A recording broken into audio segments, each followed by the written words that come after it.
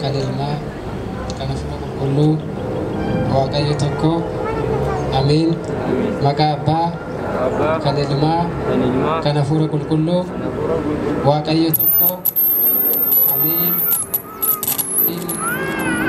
jaalatamtoonni maatii Waaqayyoon kan sin jaalatu sinis Waaqayyoon kan jaalattan bara jireenya keessanii Waaqayyo wajjin kan jiraattan namoota fuulduratti yoo irraanfatamtan Waaqayyoon hunda caala kan si yaadatu maatiin Waaqayyo hundi keessanuu nageenya Waaqayyootiin akka ooltanii galata Waaqayyoodha akkam ooltanii galata Waaqayyoo akkam jirtu galata Waaqayyoo amiin Waaqayyoon nagaa nuu kennee halkan dukkana sodaachisaa sana dabarsee guyyaa irraa waan foon keenyaaf ta'u qofa osoo hin taane kan lubbuu keenyatiifis Waaqayyoon galaa keenya akka guduufannu qophoofnee akka isa eegnuuf Waaqayyoon guyyaa irraa carraa kana nu kenne maqaan isaa kan galatoome haa ta'u.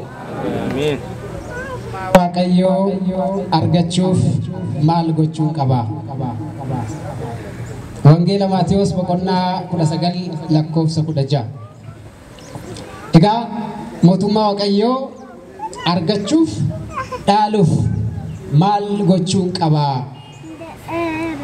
Kitaabni qulqulluun akkuma nuun jedhu namni biddeena fi daabboo bishaan qofaan hin jiraatu. Daabboon qofti nama jiraachisuu hin danda'u. Nama guutuu nama hin taasisu. Nama guutuu kan nama taasisu, nama Waaqayyoo kan nu taasisu sagaleen Waaqayyoo yoo itti dabalameedha. Kiristaanni yeroo hundumaa gaaffii akkana jedhu of gaafachuu qabu. Ani kanin gara biyya lafaa kanatti dhufe kanan uumameef maaliidhaaf jedhee namni of gaafachuu qabu. Maaliif Waaqayyoon gara biyya lafaatti nu uume? Hojii biyya lafaa qofa akka dalagnu, maallaqa akka sassaabnu, abbaa qabeenyaa akka taanu kanaaf miti kaayyoo Waaqayyoon nu uumeef. Kiristaanni gaaffii akkana jedhu of gaafachuu qaba jedhu abboonni keenya. Innis maalinni akkamittan jiraadha osoo hin taane kiristaanni tokko maaliifan jiraadha jedhee of gaafachuu qaba. Akkamittan jiraadha yoo ta'e mana akkamii keessan jiraadha? Jireenya akkamii keessan jiraadha? Qabeenya akkamiin horadha? Magaalaa akkamiin jiraadha ta'a? Maaliifan jiraadha yoo ta'e garuu immoo eenyu waliinan jiraadha? Kaayyoo Waaqayyoon nu uumeef maalinni? Maal nu ajaje Waaqayyoon? Maaliif gatii nu kaffale? Bara jireenya kiyyaa fooniin natti irratus sagalee Waaqayyootiin guutamee hojii Waaqayyoo gaarii hojjedhee mootummaa Waaqayyoo argachuuf maal gochuun qaba jedhee namni of gaafachuu qaba. Amma dhiyee bari'u. Egaa namni qotee bulaan tokko gizee lafa qotu sangaa lamaan qotu. Isa tokko karaa mirgaa isa tokko karaa bitaa camadee qotu. Kamiif irra looga qonnaan bulaan kun? Isa karaa mirgaatiin harkisuuf moo isa karaa bitaatiin harkisuuf irra looga? Hilloo gulachuuf waluma qixa akka harkisaniif barbaada. Namnis waan dhaabbataa kan hin jijjiiramne qabatee jiraata ilmi namaa. Tokkoffaan foon, lammaffaan lubbuun. Jarreen kun lamaan wal gargaaranii wal cinaa jiraatu. Namni foon isaatiifis yaadu qaba, lubbuu isaatiifis yaadu qaba. Foon isaatiif waan nyaatu, waan dhugu, bakkee jiraatu, akkuma itti yaadu lubbuu isaatiin akka hin dadhabne, akka addunyaa keessatti hin kufne, akka hin mo'atamne, akka mootummaa Waaqayyoo hin dhabneef maal gochuu qaba namni? Sagalee Waaqayyoo dhaga'uu qaba. Dhaga'ee gara hojiitti jijjiiruu qaba. Yoo dogoggore gaabbii galuu qaba. Hojii gaarii kiristaanummaa hojjechuu qaba. Jireenya isa boruu laaluu qaba. Jireenyi biyya lafaa kun hir'uudha. Eenyumaafuu guuttee hin beeku. Warreen konkolaataa qaban, gamoo qaban, maallaqa hedduu qaban baay'een isaanii waan jireenyi guutee fi jiraatan nutti fakkaata. Lakki hir'ina baay'ee qaba nam. Kaan isaanii hir'ina fayyaa qabu. Kaan isaanii gadadoo adda addaa qabu. Diina adda addaa qabu. Hirriban qaban. Waaqayyoon garuu akkaataan inni itti nama jiraachisu ajaa'iba. Isinoo maallaqa dhabdan. Isinoo akka namoota konkolaataa dhabdan. Mana bareedaa keessa bultan yoo dhabdan. Waaqayyoon fayyaa isinii kenne. Mee maallaqaan bitamuu danda'a fayyaa? Namni fayyaa maallaqaan bitu jira. Hinjiru waaqayyo fayyaa isinii kenne waan argattan nyaattanii hundi isaa isinii sifaa'ee ganamni hoo bari'ee kara mana kiristaanaa deemtanii waaqayyoon keessan yaadachuudhaan alaa akka namootaan cinqamtanii jechaadha. Kanaaf waaqayyoon fayyaa isinii kenne kanaa mee galateeffadhaa sirrii. Egaa mootummaa waaqayyoo argachuuf maal gochuun qabaadha? Takkaatti yaaddanii dhimma kana. Mee of jaalattu moo of jibbitu? Uumamaan namni of jibbu hin jiru. Garuu of jaalachuu jechuun maal jechuudha? Yoo of jaalattan abbaa gaabbii qabdu? Nisaa abbaa isa jennu san qabdu? Mee as keessaa abbaan qabdan? Takkaa lubbuu keessanii cinqamtanii waaqayyoon tasa dhufee nu fudhata. Guyyaa deemnu hin beeknu. Gara mootummaa waaqayyoo gaafa deemne waaqayyoon eenyummaa keenya laalu, hojii keenya laalu, duuba keenya laalu, waan nu dalagne laalu. Hojii cubbuu hojjenne kanaaf abbaa gaabbii qabannee gaabbii itti gallee cubbuu keenya himanne kitaabni akkas jedha. Namni cubbuu isaa dhoksu hin fayyuu jedha. Kan himatu garuu dhiifama argataa jedha. Cubbuu keessan himattanii, lubatti himattanii, waliin mari'attanii takkaa hirriba sin dhoowwee waa'een cubbuu keessanii guyyaan du'u hin beeku, guyyaa waaqayyoon na waamu hin beeku, qophaa'ee jiraachuun qaba jettanii takkaa cinqamtanii takkaa itti yaaddanii beektu. Maarree jireenya akkamiin jiraachaa jirrare? Waa'ee foonii keenya qofa yoo ilaalle waa'een foonii hin darba. Biyya lafaa irratti qabeenya namoonni qaban ilaalina. Isin qabeenya waa hunda caalu qabdu. Qabeenya olii giiftii keenya dubaroo maaramiin takkaa doo maqaashii waamin ooltanii beektu. Maqaashii waammattanii takkaa beelan ooltanii beektu. Takkaa kuftanii beektu.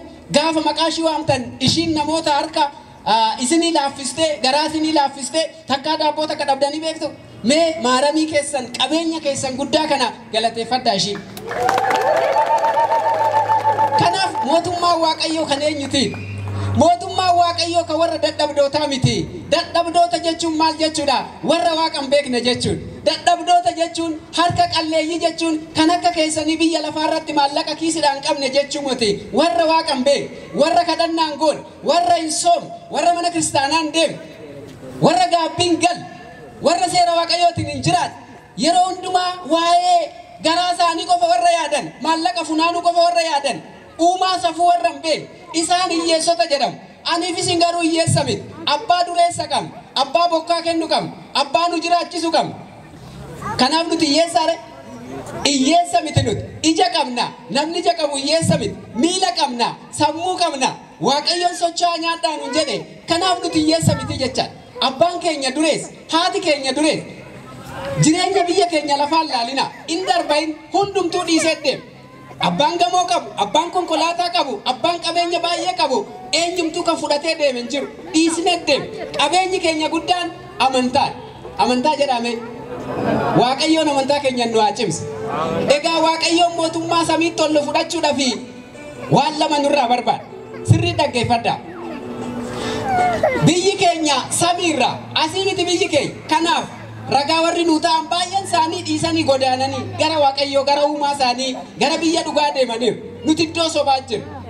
Carraa keenya dabaree eeggachaa jiru. Garasitti deemu. Biyya samii kanarratti waaqayyoon keenya akkuma dubbate nan deema. Bootan isinii qopheessa. Mana abbaa kiyyaa iddoo jireenyaa hedduu jira. Dhufeensi fudhadhaa jedhe. Akkuma deeme waaqayyoon dhufeen nu fudhata. Gaafa nu fudhatu biyyi keenya samiidha isiniin jedheera. Gara samii kanatti ol deemuudhaaf kochoo lamaan nu barbaachisa. Allaattii ilaalaa. Allaattiin kochoo lama qabdi. Kochoo lamaan keessaa tokko yoo jalaa cabe barari'uu hin dandeessu. Nus waan lamaan nu barbaachisa. Kochoo lamaan nu barbaachisa. Bara jireenya keenya bara isa dhumaa kan hin qabne mootummaa waaqayyoo dhaallee jiraachuudhaaf gara biyya keenyaa isa dhugaa samii deemuudhaaf kochoo lamaan nu barbaachisa. Kochoo tokkoffaan amantaa. Amantaa jechuun maal jechuudha? Amantaa jechuun waaqayyotti amanuu isaaf amanamuu jecha. Amanuu qofa miti. Yoo amanuu qofa ta'e seexanni sin amanamuudha. Seera isaa eeguudha. Abboomii isaa eeguudha. Isaan jiraachuudha. Safuun jiraachuudha. Mana waaqayyoo keessa jiraachuudha. Yoo dogoggoran gaabbii galuudha. Waaqayyoon dhiifama gaafachuudha. Tokkummaaf sadummaa Sillaaseetti amanuudha. Gargaarsa qulqullootatti amanuudha. Deeggarsa ergamootatti amanuudha. Warra waaqayyoon kabajuudha. Mana kiristaanaa deemanii waaqayyoon nagaa gaafachuudha. Hir'ina ofiitti himachuudha. Amantaa jechuun isa kana. amanamuun seera waaqatiif amanamuudha. Seerri waaqa maal jedha? In sobinaa, in hatinaa, in sagaagalinaa, in ejjinaa jedha. Waan yaraan hojjetinaa jedha. Seera waaqatiif amanamuudha. Hunda caala jaalala baay'isaa jedha. Amantaa jechuun isa kana. Amantaan qabeenya guddaa. Abboonni keenya amantaa jechuun qaroo ijaati jedhu. Ija keessan namni osin jalaatu kan jaalatu. Ijji keenya dhukkubsatti taanan qaamni keenya hundi dhukkubsata. Kanaaf amantaan qaroo keenya, amantaan maallaqaan hin jijjiiramu, amantaan maallaqaan hin bitamu. Bara jireenyaa keenya keessatti wanti hin jijjiiramne inni ijoon amantaa jechuun waaqa jechuudha. Waaqa tokkoon bulu jechaadha. Kochoon keenya tokkoffaan amantaan. Amantitti cimsanii qabuun. Maalidhaan cimsinee qabna? Sooman. In soomtu. Yeroo soomni dhufe hin soomtu moo yeroo dhuma hunda soomtu si? Yeroo argattan qofa nyaattu moo akkuma bataskaanneettutti jira. Jireenyi keenyaa soomidha akkanaan hin jedhu. Maaliidhaaf? Seera mana kiristaanaa eegnee dhugaa dabar namni waaqa wajjin kan jiraatu soomani malee quufanii miti. Amma dura nyaata foonii isinii kennine gurri keessan danda'een dhaggeeffatu. Irribas hin qabu. Socho'i isiniin jedhu yookaan fincaan hin qabu. Jiraachuu hin danda'u. Warri yeroo hunda garaa isaanii guuttatan dhaabbatanii waaqan galateeffatan. Mana waaqaan deemanii hiyyeessota waaqayyoo arganii harka isaanii hin diriirsan. Ganama galgalli isaan dhugaatidha. Keenya garuu dhugaatiin keenya nyaanni keenya sagalee waaqayyooti. Waa hunda caala kan nu gammachiisu sagalee amma dhagaa jirru kana seera waaqa keenya seera uumaa dhaga'uudha. Kanaaf bari waldaan fayyisaa addunyaa maaliif nyaata qofatti kennina?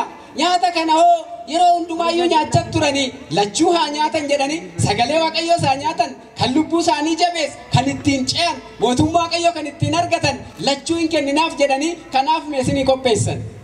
Maal godha kan foonii qofa doosinitti kennine yeroodhaan booda deebi'een nama beelecha bara. Hamma yoo dhageessan kan hin beelofne yeroo hundumaa kan sin jabeessu gara waaqayyootti kan ol si fudhatu addunyaa kana kan ittiin moottan sagalee waaqayyooti malee humnaanii miti jechuudha. Namoonni tokko hin gowwoomu.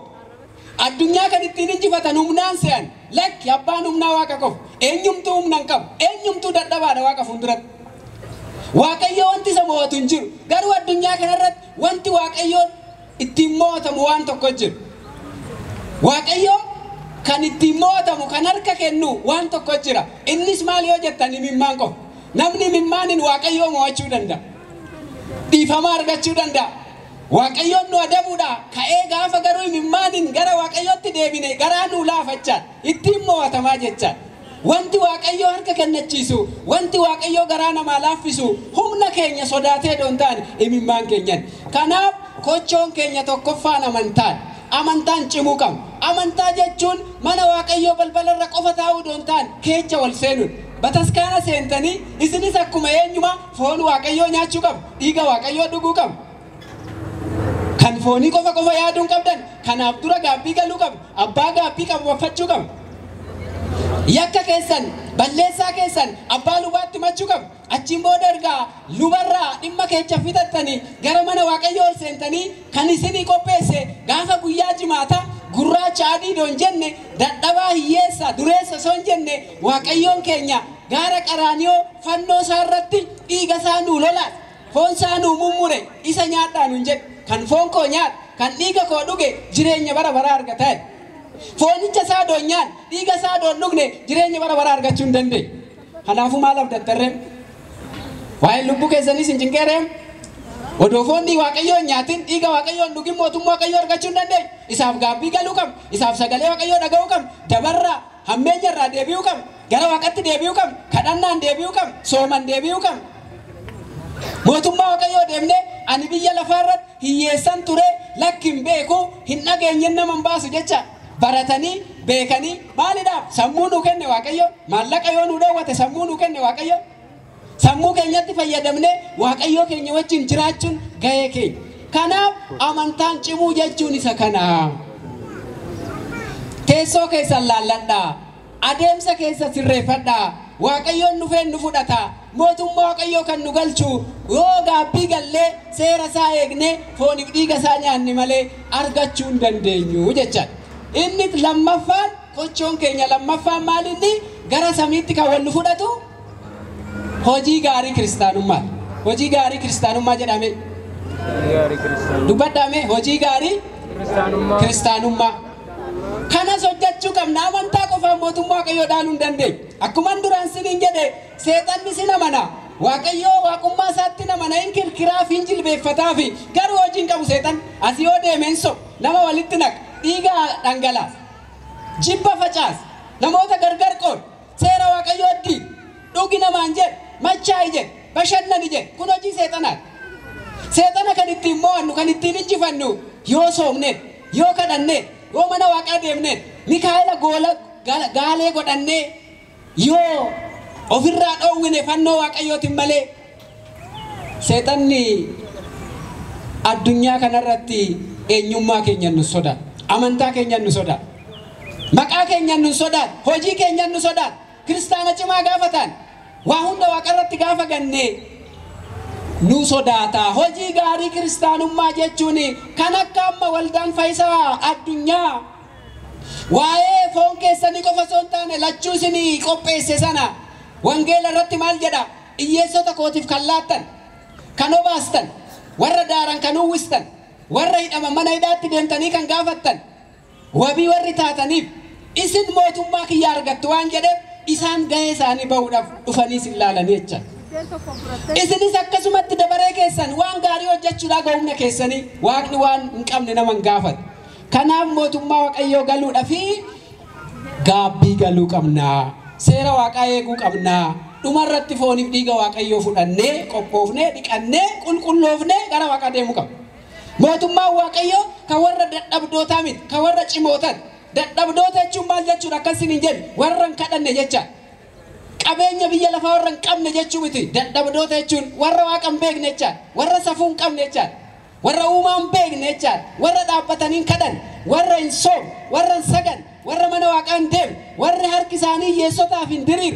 Qabeenya isaanii qoodanii hiyyeessotaa kan hin kennin. Mana Waaqaa warri hin deemne isaan kun dadhabdoota dha. Kanaaf mootummaa Waaqayyoo argachuudhaaf kochoo keenya lamaan qopheeffannee sirreeffannee sirriitti barariinee gara biyya keenyaa deemuudhaaf amantaan cimnee hojii gaarii kiristaanummaa immoo hojjechuu qabna. Egaa mootummaa Waaqayyoo kan eenyuti kan jedhuudhaaf mootummaa Waaqayyoo kan warra seera Waaqayyoo eeganiiti. Seera Waaqayyoo warra eeganii. Karaa biraa mootummaa Waaqayyoo kan warra qormaata injifatanii. Biyyi lafaa kun qormaata. Jireenyi qormaata ta'ee jira. Hundattuu qormaata ta'ee jira. Isin qofan seenaa. Dhalli namaa lafarratti qoramaa jira. Maaliif qoramaa jira? Sababa hir'ina amantaa keenyaati. Sababa Waaqa daganneef. Sababa uumaa daganneef. Sababa seera Waaqaa cabsineef. Jireenya biyya lafaa malee waan uumaa daganneef. Waa hundumtuu nutti jabaachaa dhufu. Uumamni nu ajajamuu dide. Dhalli namaa uumamaan wal lolaa jira. Maaliidhaaf? Kun adabbii Waaqaati. Dhalli namaa dhibeedhaan rukutamaa jira. Beelaan rukutamaa jira. Gadadoodhaan rukutamaa jira. Maaliidhaaf? Nama Waaqaan ajajame. Namatu safuu gata. Nama Waaqa irraanfate. Seera cabse. Seera uumaa cabse nama. Kanaaf Waaqayyoon biyya lafaarra warra jiran faana lolan qabaa jedha. Kanaaf Waaqayyoon akka nutti araaramuuf karaa isaatti deebi'uun gaabbii galuun mootummaa Waaqayyoo kan warra qormaata darbaniidha. Qormaata kan ittiin ceenu maaliidhaan? Kadhannaadhaan. Gara qormaatatti akka hin galle jabaadhaa kadhadhaa. Hamma isin halkan kaatanii hin kadhattu moo hin raftu? Mee lubbuu keessanii bakkuma jirtanitti yoo mana bareedaa qabaachuu baattan, yoo karaarras bultan, yoo dallaa jalas bultan kadhattu Waaqayyoon keessa keessanitti kadhattu. Haala mijaa'aa yoo qabaachuu baattan eenyutti of kennitanii jiraatu? Namni qayeesaatti abdatee jiraata bara. Abbootiin qabeenyaa tokko tokko keessa darbanii dallaa isaaniitti iyyuu shiboo elektiriikidhaan walitti qabanii akka eenyumtuutti siqne dallaan kun dhufnaan isin nyaata abiddi isaa elektiriikii isin qaba jedhanii akkasitti jiraatu. Warri gowwoon anaaf isin garuu kan nu eegu eenyuun Waaqayyoon, kan nu eegu eenyuun Mikaa'ela, kan nu eegu eenyuun haadha Waaqayyoon ishiitti kennitanii bultu. Balbala cufattan hin qabdan, mana hin qabdan, godoo hin qabdan, garuu jiraachaa jirtu kunoo Waaqayyoon isin jiraachisaa jira. Takka haala bultanii dhibamtanii hin beektan. Namoonni abbaan qabeenyaa warri jedhaman namoonni tokko tokko to'ala bulanii dhibeedhaan rukutamu. Isin waa tokko hin taane Waaqayyoon akkanatti nama dandeechisa. Maal sin dhabsiisere mee galateeffadhaa Waaqayyoon kan.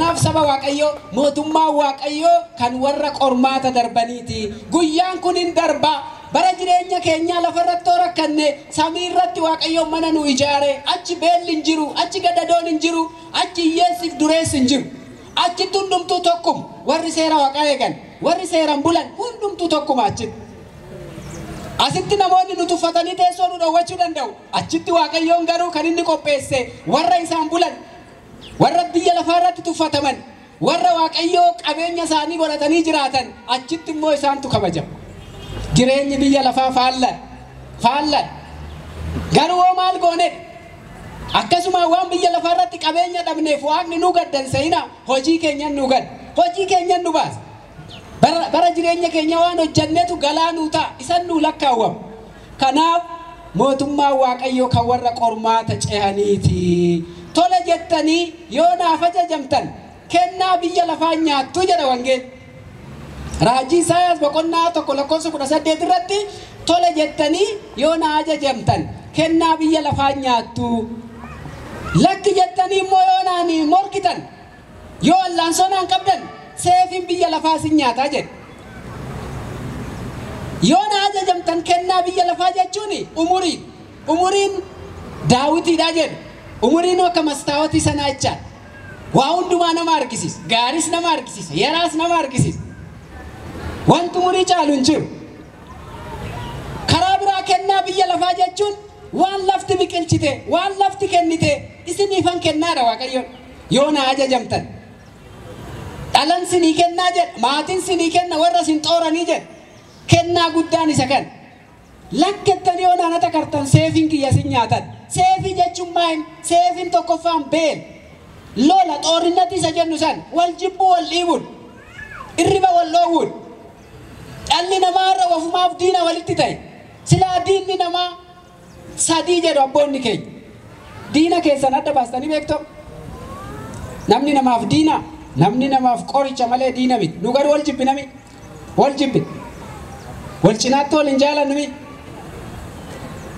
lak namni namaaf qoricha diinni namaa garuu sadii tokkoffaani diinni namaa dhibaa'uu jechuun maal jechuun sababii dhibaa'uutiin abbaan keenya addaan gara qormaatatti gala dhibaa'uu jechuun kadhachuu dhiisanii rafuu jecha dhibaa'uu jechuun gaarii hojjechuu dhiisanii harkaaf miila ofii qabatanii taa'uu jechuudha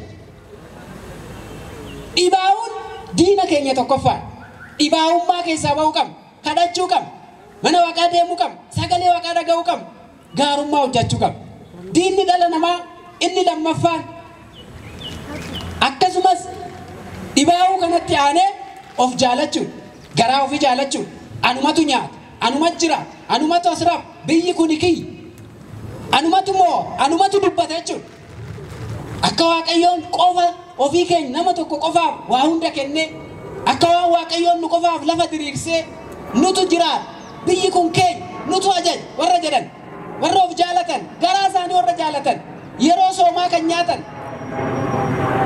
yeroo kadhannaa kan rafan yeroo galateeffannaa kan qoosaa haasa'an kan sirban lammaffaan diinni keenya kan har'a dhaloonni kan badaa jiru kanaan yeroo waaqayyoon bakkee teessoo keenya irra nu barbaada dhufu nuti achi hin jiru waaqayyoon yeroo dhufee nu eebbisu kennaa nu kennu qaba in ariifatu waan akka nama suutuma dhagaan suutuma deebis obsa keenya laal eenyummaa amantaa keenya laal obsinee waaqayyoo eeggannoo maan dhabu fayyaa barbaaddan waaqa gaafadhaa garuu waaqni obsaan dhufu harruma gaafattanii harra waaqarraan barbaadina garuu abdiin kutina hin deebisa waaqayyo homaan dhabne waaqayyo diinni dhala namaa inni sadaffaan seexan kan wal nu jibbisi kan addaa wal nu qoqqoochisu diinni dhala namaa seexan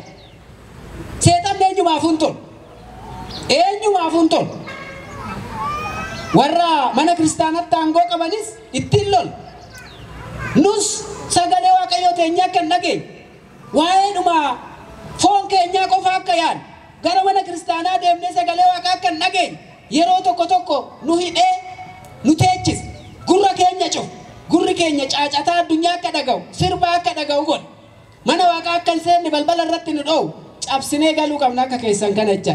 Kanaan booda manni kiristaanaa kan keessan keessa seentanii akkuma kaanii dhaggeeffachuu qabdu.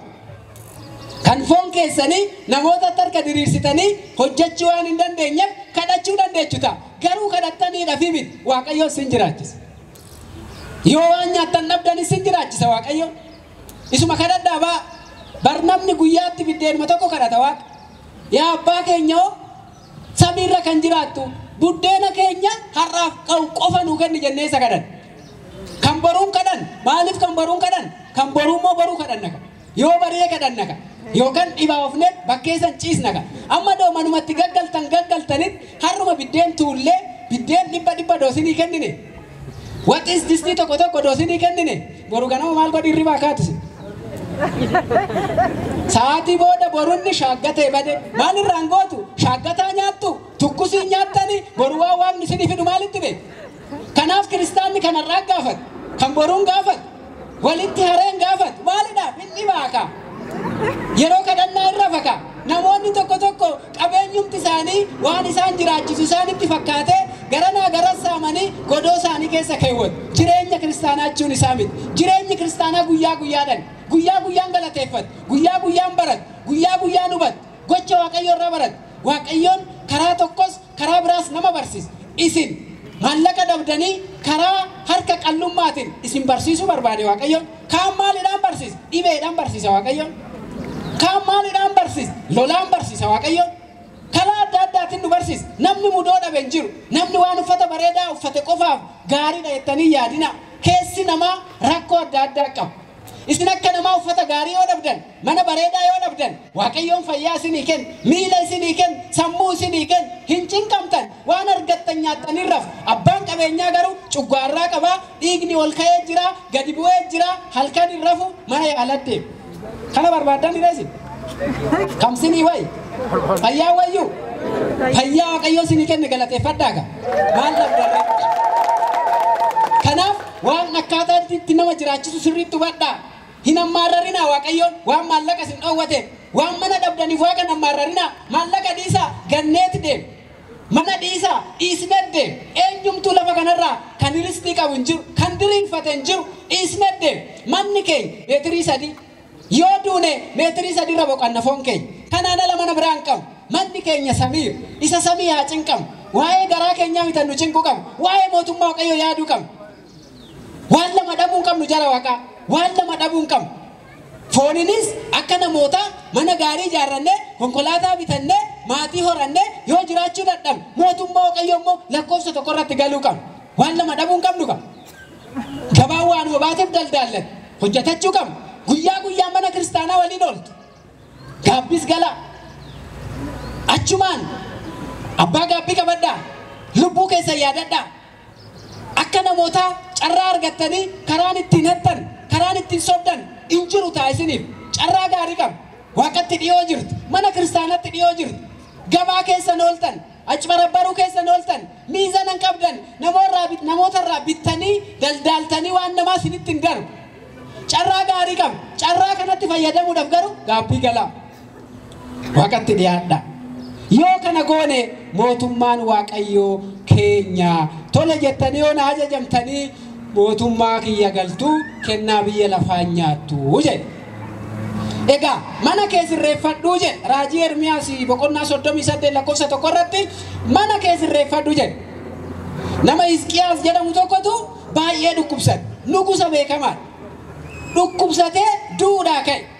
Namni kun garuu cubbuu hojjetee waan jiruufi Waaqayyoon ergamtoota isaa itti ergee mana kee sirreeffadhu ta'uu baannaan hin duutaa jedheen. Akkasuma gaabbii galee Hisqiyaas imimmaan miti dhiiga boo'e. Achumaan Waaqayyoon imimmaan isaa laalee kan silaa dhumeef sana hin duuta jedhame waggaan 15 dabalameef. Umuriin keenya kan ittiin dheeratu Waaqa dhageenyeen yoo gaabbii gallee. Maaliidhaaf umurii barbaaddu sin amma waa'ee umurii maaliif dubban? Akka gaabbiitti galluuf malee akka kanaan booda Ameerikaa deemnuuf miti. Akka itti deemnee bashannannuuf miti. Kana booda konkolaataa bitannee biyya alaa deemnaa miti. Hojii kiristaanummaa ittiin hojjechuuf, gaabbii galuuf, of laaluuf, Waaqayyo wajjin hin dabarsuuf, bara jireenyaa keenya isa karaa biraatti dabarsine amma waaqayyo waliin dabarsuudhaaf umuriin nama barbaachisaa. Kanaaf qophaa'aatii jiraadhaa jedha wangeelli jedhame qophaa'aatii jedhame jiraadhaa. Wangeela Maatewos boqonnaa 24 lakkoofsa 44 irraa ilmi namaa yeroo isin hin beeknetti dhufa waan ta'eef qophaa'aa jiraadhaa jedha. Ilma namaa kan jedhame gooftaa keenya Yesuus Kiristoos ilma dubaroo Maariyaam kan isin qabattan san isa jabaa san isa diina seexana nurraa cabse san isa dhiiga isaa nuu lolaas isa foon isaa nuu mummure isa amma du'aatti nu jaalate ilma giiftii keenya dubaroo Maariyaamitu hin dhufaa. Yoo dhufu garuu akka hattuutti dhufaa. Hattuun mana namatti himtee dhufti. Tasa dhufti bara. Tasa dhuftee qabeenya namaa saammattee deemti. Yeroo ishiin dhuftu otoo beekanii qophaa'anii eegu. Waaqayyos akka hattuutti dhufaa. Maal duun akkasuma miti? Hindee abbaan eebeluu kalee fayyaan turre. Kalee bakkee kanaan turre. Hin agarree wajjin hin turre. Maal ta'e? Basuma bedaa kanuma jireenyi kanuma ittanii beektanis nama har'a argitanii galgala hin dhabne ganama argitanii galgala hin dhabne akkasuma dhufa Waaqayyo. Otoon qophaa'in akka nutti hin dhufne. Qophaa'uu jechuun gaabbii galuun dhiqachuun cubbuu dhiqachuun uffata miti. Uffata keenyarraa garoo qabu Waaqa.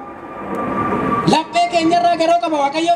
Laphee keenya cubbuudhaan laaqame sana dhiqaa jedha Waaqayyo. Qulqulleeffadha. Sanyummaa of keessaa baasa. Hammeenyummaa baasa. Soba baasa. Sagaagala baasa. Walliibuu baasa. As keessa jaalala galchaa jedha. Kanaaf qophaa'aa jiraadhaa jechuun gaabbii galaa. Qulqulluu fooniif dhiiga Waaqayyoo fudhadhaa. Waaqayyoo wajjiniin araaramaa. Amantaadhaan cimaa. Hojii gaarii kiristaanummaatiin mul'adhaa jechuudha. Amma Waaqayyoon dhufee hin gadditu moo hin gammaddu? Natti maamee otoo Waaqni amma dhufe. Hin gammaddu moo hin gadditu? Hundi keessanuu hin gammaddu? Qophooftanii? Haa dhufee sinaa fudhatu? Gaabbii galtanii? Araaramtanii? Fooniif dhiiga Waaqayyoo fudhattanii? Dubartoonni kurnan kuni gizee mushurraan dhufe akka simatanii fi aangoon kenname. Kan dhufu misirroon suni halkan dhufa. Sa'aatiin dhufuun beekamu garuu qophaa'anii eeguudha. Misirroo yoo dhufe gadi ba'anii simatu jecha ibsaa ibsanii. Amma kurnan kunuu carraa walqixa kennamee fi kurnan keessaa shanan isaanii ribni itti jedheetiin rafan. Shanan isaanii garuu lakki misirroon hin dhufaa. Gizee dhufe baanee simannaa rafuun qabnu jedhan. Misirroo kan jedhame gooftaa Yesuus Kiristoos. Nuti immoo simattoota isaa. Hin dhufa gaafa inni dhufe kan ittiin simannu Waaqayyoo ibsaa ibsinee takka tso'aafii ibsinu sanatti. Tso'aafii doon taane kaamma ibsaan keenya isa kunoo baadiyyaatti zayitii yookaan gaazii itti naqatan san. Amma ibsaan keenya zayitii malee ifuu hin danda'u. Kanaaf isaan shanan suni ibsaa qofa qabatanii zayitan qaban. Zayitiin ootti namni malee ifuu hin danda'u. Isaan shanan sun immoo zayitas qabatanii ibsaas qabatanii gizee Waaqni isaanii dhufu qabsiisanii gizee Waaqni isaanii dhufu qabsiifatanii ba'an. Nuuni keessaa maaloo nus dhaqnee simannannaan lakki nuufuu nun ga'uu jedhan. Ibsaa jechuun amantaa. Zayita jechuun hojii. Shanan sun hojiis amantaas qabatan. Isaan sun amantaa qofa qabu hojiin qaban. In sooman in sallaanii jechaan. Isaan itti balballi hin cufame. Nuusaaqaa jedhanii dhaqanii rukunnaan isin hin beeku deemaa jira. Kana jala Waaqni nu haa baasu. Isin hin beeku jechuu jala Waaqni nu haa baasu. Kanaaf qophaa'aa jiraadhaa. Amma Waaqayyoon odoo dhufe maal gaafatte? Otoo dhufe immoo amma isin gaafate waan barbaaddan na gaafadhaa jedhee maal gaafate? Maallaqa? Konkolaataadhaa? Mana? Umuriidha moo? Fayyaadha moo maal gaafatte? Isin tube. Waan Waaqa gaafattan tokkoffaa lammaffaa lafa keewwadhaa. Mana kiristaanaa dhuftan maal gaafatte? Buddeena keenya guyyaa irraaf nuu ga'u yoo nuu kenne itti aansinee maal gaafan? Laala qabeenya bitan gaafannu qabeenyan keenya guddaan amantaadha siniin jedhee isaan cimaadha deebi'aatii jireenya jiraadhadha nuun jedhu abboonni keenya. Amma abbaa gaabbii qabaachuu qabdu. Waldaan Fayyisaa Addunyaa tokkoffaan kana si yaadachiisuu dhufee nyaata foonii qofa sinii kennuufi miti. Yoo of jaalattan abbaa gaabbii qabaadhaa gaabbii galaa. Fooniif dhiiga Waaqayyoo fudhadhaa. Waaqayyoo walitti araarama. Biyyi keenya samiidha. Samii galuudhaaf garuu immoo hojii gaarii kiristaanummaa hojjechuu qabna. Kana qofa isinitti beetan tumur. Namni bara jireenya isaa waan sadi yaadachaa jiraachuu qaba. Waan beekas isiniin jedhe. Waan sadi jedhame Kana qalbeeffadha. Tokkoffaani namni bara jireenya isaa waa'ee cubbuu isaa yaadachaa jiraachuu qaba. Cubbuu keenya gaafa daganne duune nuti kan isa cubbisne san kan balleessine balleessa keenya irraafannee qulqulluu ofitti fakkaanne yoo Waaqayyo fuuldura dhaabbanne dogoggorre. Lakkii anaanaan malu harki koo qulqulluu miti, arrabni koo qulqulluu miti, sobeera, waan namaa fuudheera, daba yaadeera jettanii cubbuu keessa yaadaa jiraachuu qaba. Naa dhiisii atabbaa dhiifamaati dogoggoreera. Nama ta'een hin dogoggorren jiru jettanii yeroo hundumaa waa'ee cubbuu keessanii yaadachaa jiraachuu. Lammaffaan bara jireenya keessanii kan yaadachaa jiraachuu qabnu waa'ee du'aati. Jaalannus jibbinus hin du'u. Duuni dhiyoo jira. Namni du'a baatee deeman beektu. Du'a baannee deemna hundi keenya. Hin duuna gaafa duune eessa gallaan. Mootummaa Waaqayyoo argachuu dandeenya hojii amma hojjenne. Kanaaf gaabbii galuu qabu, waaqatti deebi'uu qabu, araaramuu qabu jettanii waa'ee du'aas yaadachaa jiraachuu qabdu. Namoonni har'a waan du'a waan isaanitti fakkaanneef saamu sobu nama ajjeechisu jechaan. Garuu duubarra duun hin jiru. Hin deemna gara Waaqaa hin gaafatamu. Waa'ee kanaas yaadachaa jiraachuu. Dhumarratti sadaffaa kan irraanfachuu hin qabne waa'ee dhufaatii Waaqayyooti. Waaqayyoon deebi'ee dhufu. Nu fudhata gaafa deebi'ee dhufu. Warra mirga isaa dhaabu warra amantaan jiraata warra isa beekan. Mirga isaa dhaabuudhaaf gadadoo biyya lafaa kanarraa isaan gara jireenya bara baraatti fudhachuuf hin dhufu. Warra soban, warra sagaagala, warra amantaan qabne immoo abbaa isaanii seexana wajji warra daldaalaa turan, moraa sobaa warra turan isaan immoo gara gubannaa abiddaatti galchuudhaan deebi'ee dhufachaadha Waaqayyo. Miizanni Waaqayyoo sirrii in addaalla Waaqayyo. Maqaadhaan eenyummaa keenya miti hojii keenyan. Kanaaf kana sadan yaadachaa jiraachuu qabna. Egaa waxiin maaliin mi'aa jennaani waan lamaanii jedhan. Waxiin beektu miti qo'aa amman argituun dhufa. Waxiin maaliin mi'aa jennaa waan lamaan jedhan. Tokko ashaboon lammaffaan immoo mi'eessituun dubartoonni sirriitti beektu. Qimamaa qimam kan jennu san. Kana lamaan hin qabu taana waxiin hin mi'aawu. Jireenyi dhala namaas kan ittiin mi'aawu waan lamaan. Maali jennaan amantaa fi hojii gaarii kiristaanummaatti mi'aacha. Kanatu nu mi'eessa Waaqa fuulduratti. Waan soogidda qabu tokko namni dhadhamatee nyaata watti mi'aaye. Waaqayyoos dhufee akka nu eebbisu gidduu keenyatti akka argamu amantaan cimuu qabna, hojii gaarii hojjechuu qabna jecha. Kanatu jireenya keenya mi'eessa. Jireenyi dhala namaa yeroo hundumaa hiriira cimaa beekaa kan. Jireenyi dhala namaa hiriira cimaa kan keessan qofan se'ina. Har'a zayitii bitachuun hiriira guddaa ta'ee jira. Cimee jira. Eenyumattuu cimee jira. Kuni dhala namaa hundaaf kan kenname. Kanaaf Waaqayyoon immoo kana dabarsee bara gaarii akka nu fidu amantaadhaan cimuu qabna. Amantaan ala Waaqayyoon gammachiisuun hin danda'amu. Kana jedhame amantaan ala jedhame Waaqayyoo gammachiisuun hin danda'amu. Kanaaf Waaqa kan ittiin gammachiisnu amantaan oo soomne, amantaan oo kadhanne, amantaan oo deddeebineedha. Amantaan cimnee gaabbii gallee fooniif dhiiga Waaqayyoo fudhannee jireenya bara baraa akka argannu Waaqayyoon nu haa gargaaru. Yeroo hundumaa hir'ina namaa kan guuttu haati Waaqayyo giiftiin dubaroon Maariyaam hir'ina keenyaaf nuu kadhattee kadhannaa ishiitiin akka nu gargaaru waadaa ishiitiin akka nu eegu ilma ishiitiin akka walitti nu araarsitu hayyama ishii nuuf haa ta'u. Jabaan Mikaa'el seexanna nurraa haa cabsu. Nuyi kan saatii bilisa nu haa baasu. Kan nu barsiisu, kan nu gorsu. Guyyaa har'aa eebbisee kan nuuf kennu kan foon keenyaa qofa osoo hin taane kan lubbuu keenyatiin Waaqa nu yaadate galanni ulfinni guddaan isaaf haa ta'u. Ulfaadhaa jiraadhaa horaa bulaa.